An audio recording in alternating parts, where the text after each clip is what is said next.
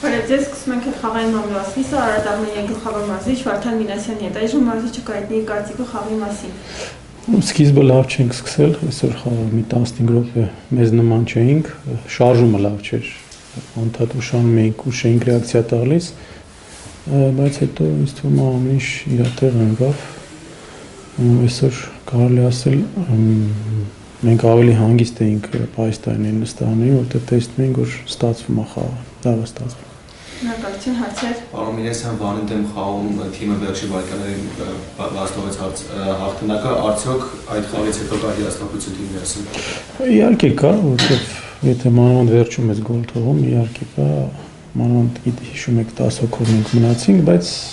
կյանքը շարունակվում է, առաջ է գնում, ֆուտբոլը առաջ է գնում, հենց որ մենք արագ մոռացանք այդ բանը, կոնցենտրացել ենք այս խաղի վրա արդեն։ Եվ այսօր երկրորդ խաղակեսի մեկնարկում Ժիրայր Շահյանը փոխարինվեց, արդյոք նա այսօր պատրաստ չէր 90 րոպե խաղալու, թե ուղղակի այնպես որոշեցիք փոխարինել։ Եթե չեմ սխալվում 60 րոպեն ենք իրան փոխարին, չէ, ուղղակի ուզում էինք թարմություն ունեցնենք խաղի մեջ, ընդհանրապես դա, չէ, ինքը պատրաստ է ու այն ինչ որ հիմա ես իր մոտ տեսնում եմ, այս պահին ինձ բավարարում է, ինքը իրոք լավ է խաղի մեջ մտնում, թե սկզբից թե փոխարինման, բայց իր պոտենցիալը անսահման է, ես այդ միշտ կասեմ,